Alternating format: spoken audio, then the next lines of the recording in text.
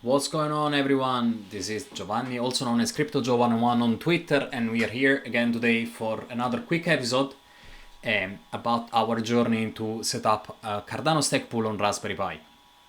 So, first of all, thank you very much for all the feedback and all the questions and all the people that are actually following my tutorial. It's crazy the amount of views, likes, comments.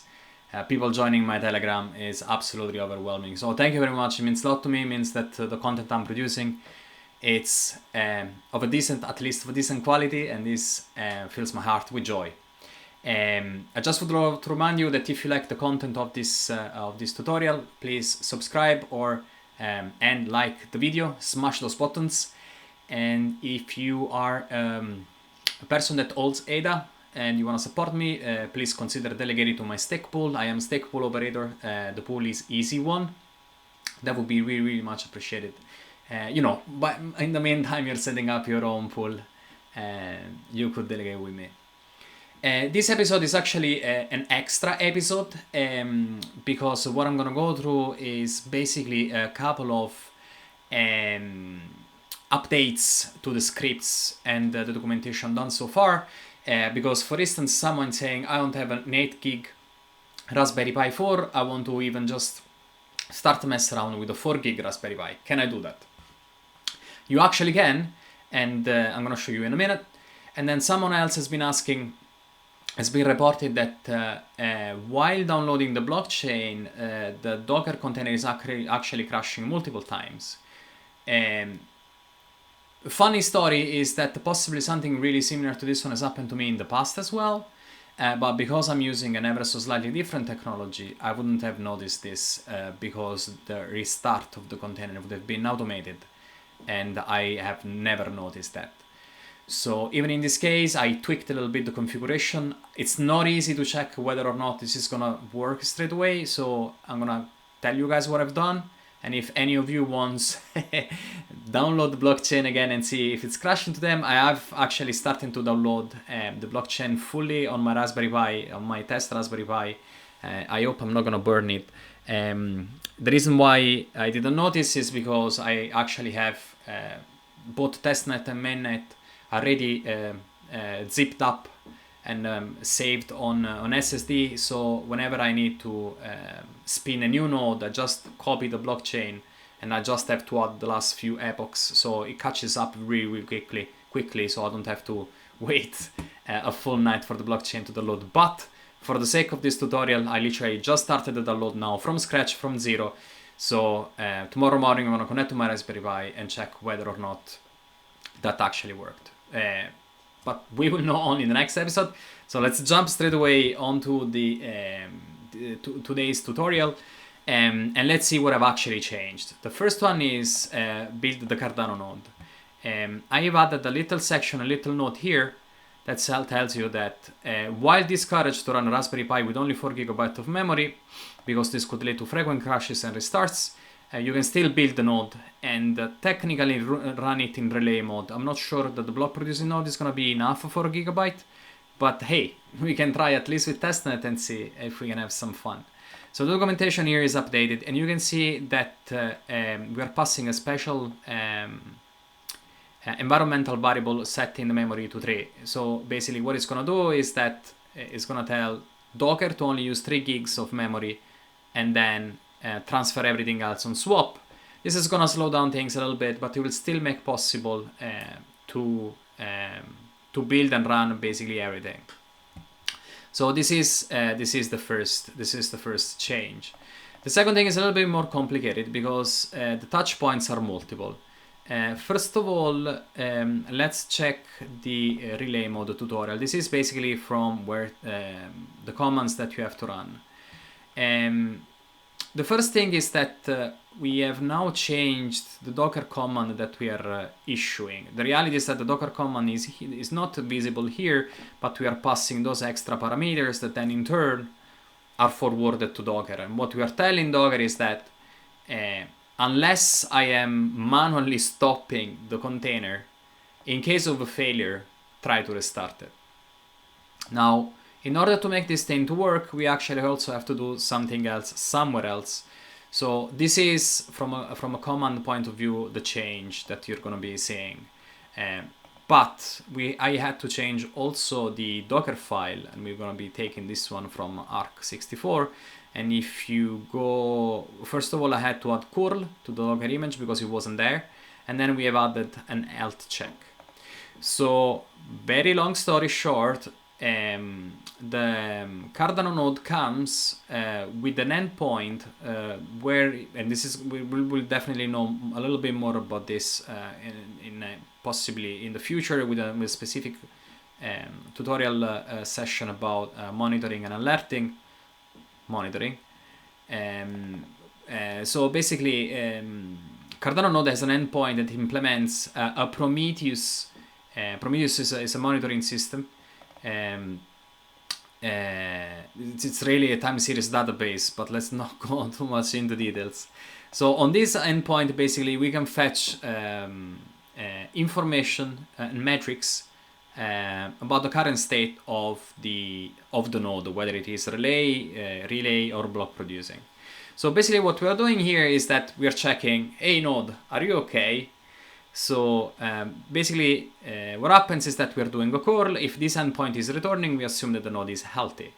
There are a series of flags that we are sending so to be kind of relaxed on this health check, because we don't want just one health check to fail and just restart the node, because restarting a node is extremely expensive. Like a block producing node in production on mainnet can take up to 20 minutes to restart. And we just don't want to restart our block producing node like 20 times a day. We're going to be risking to lose blocks. So the interval is going to be every 10 seconds. The default is 30, but I think we should be checking this quite frequently.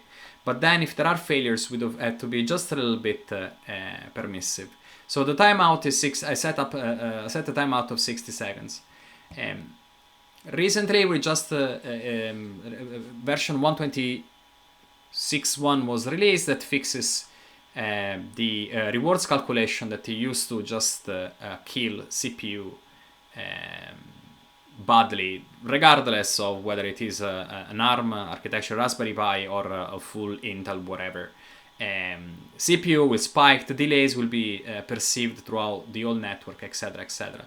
So here I'm saying if to be just very permissive, if time's out for longer than 60 seconds, then definitely there is something wrong, and this has to fail 3 times.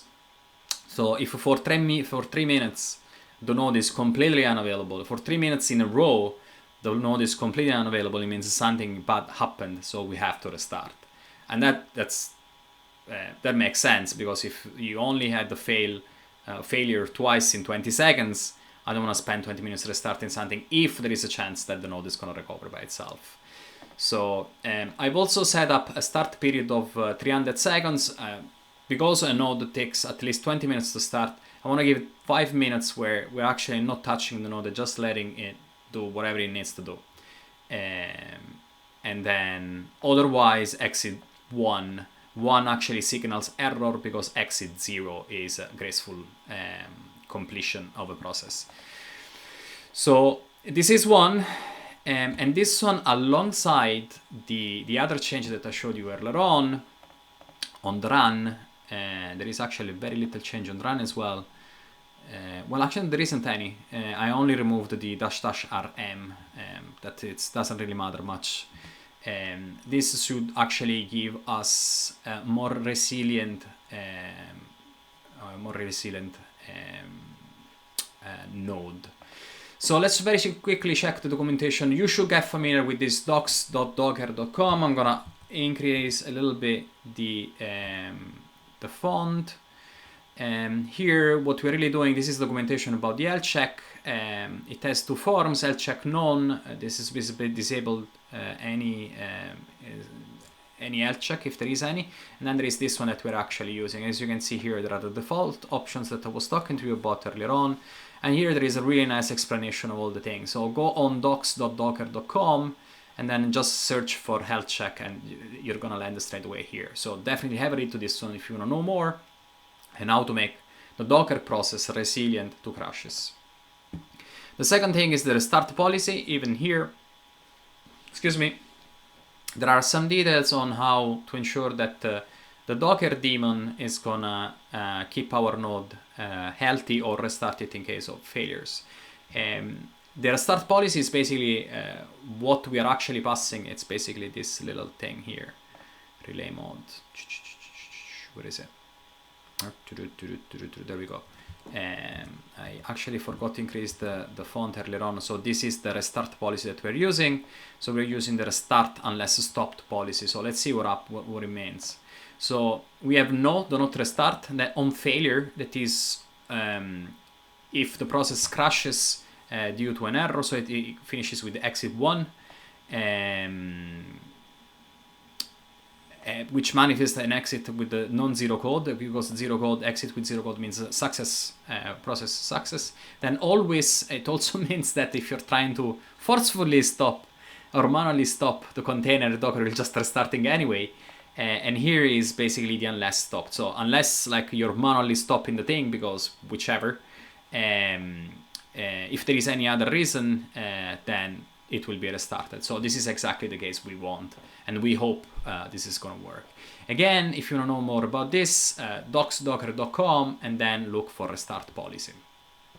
So let's get the party started and see how this is working.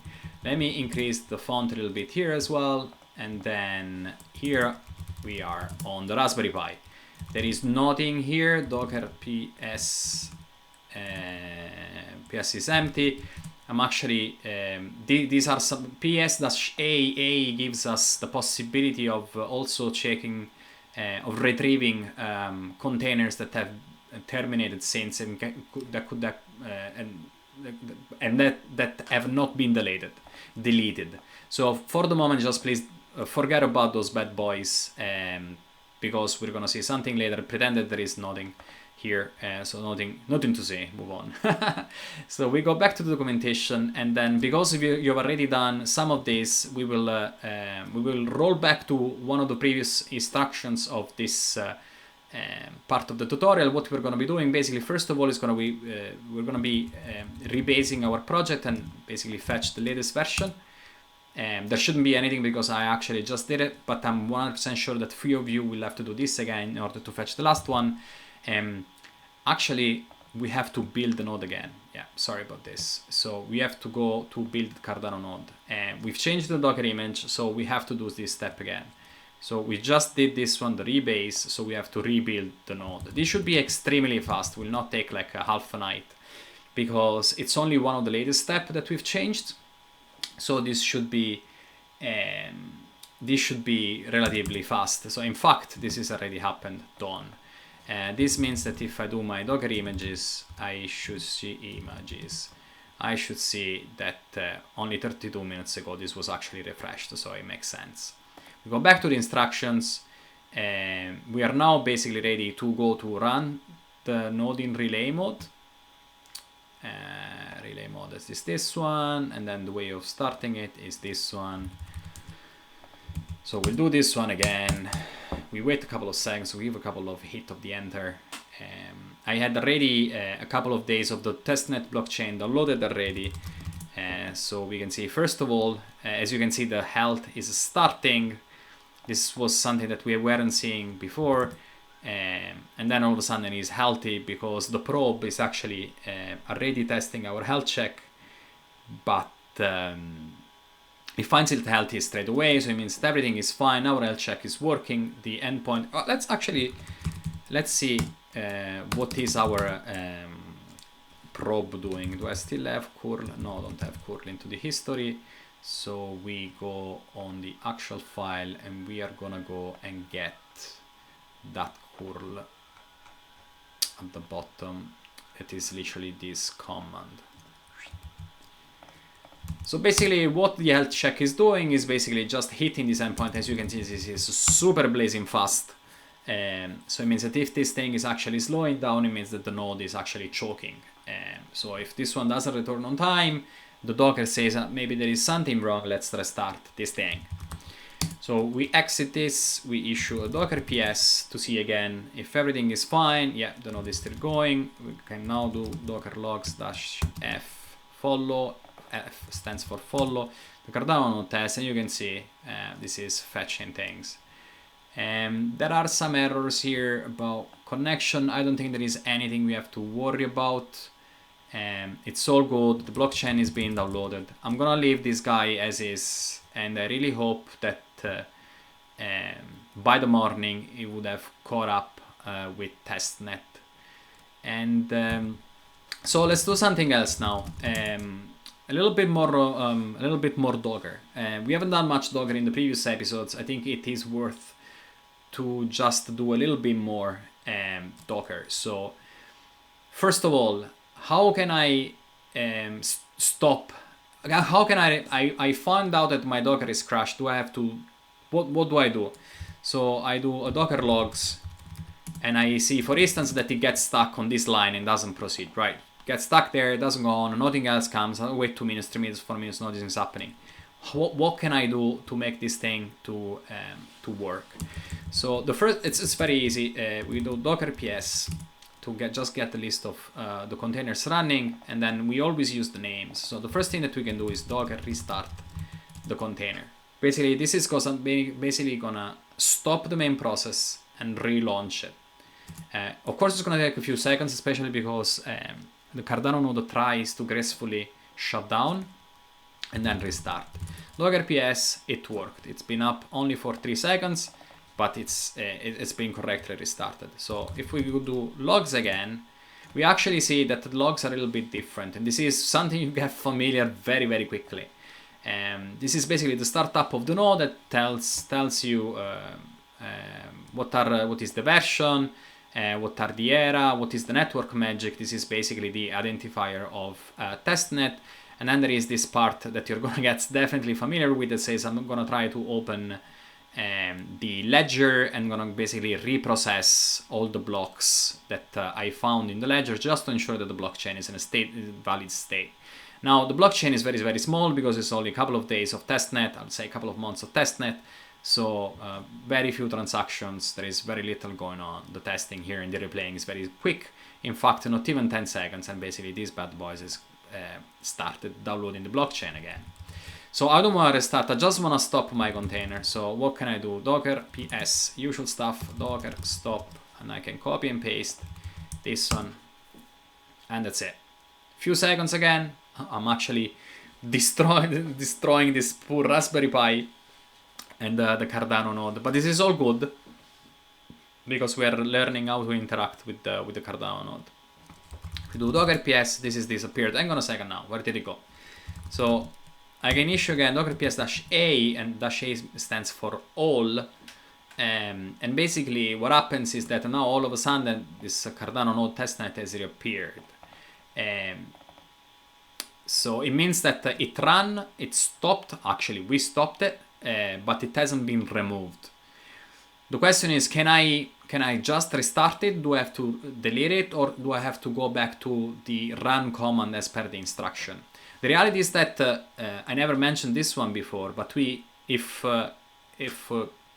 let's say we want to stop this testnet because we're not in block producing mode for mainnet, so it's fine to keep it down, but then I want to do something else and then I want to go back to it and I want to restart it. There is no need to restart the process with that command. I can just stop this and then restart it. Docker start Cardano node testnet. That's it. I'll get the logs again. Just be mindful that if you do delete that container, the blockchain you've downloaded so far will still be persisted on your Raspberry Pi. And this is because, and I just want to be very clear about this, because we are downloading our blockchain in here, into the Cardano node folder. And we have 2 folders, one for testnet, one for mainnet, and in testnet we have this big thing here. So if we go down and we do a du-cms bang, this is gonna tell us that testnet is, this command basically tells us in megabytes, that's what the M stands. It's megabyte, what is the size of the folder in the current folder. So in this case, we have testnet is 114 megabytes. It's not that much, just again, I think a couple of weeks or a couple of months of testnet. But you can see that this thing is growing 4 megabytes and counting. I think mainnet today, that is April 9th, is about 8 gigabytes or a little bit more, and it's growing at the speed of light. All the NFTs that the Cardano people are Cardano fan are creating. And that's pretty much it. I hope that my testnet node is running. And yeah, we covered this couple of extra cases that my followers have raised. So thank you very much. So for today, I think it's enough. I've already been speaking for 20 minutes. I don't want to fill your head with lots of information. I'm gonna stop here. I'll thank you very much. I'll see you in a few days. And remember to delegate to my stake pool if you're a follower and then you like the content of this video. I really appreciate it. Give me feedback. Smash that like button. Smash that subscribe button. Give me feedback in the comments. Hit me up on Telegram. If you want to know what my Telegram is, into the description of the video there are the links to the 2 Telegram, one in English and one in Italian. If you're an international follower, just go straight away into the English, because that's the Telegram in which we talk a little bit more about this. In the Italian one, we talk about all the things Cardano, not only this experiment. So thank you very much. I'll hope to see lots of delegation to the Easy One stake pool. Thank you, and I'll see you to the next episode. Bye!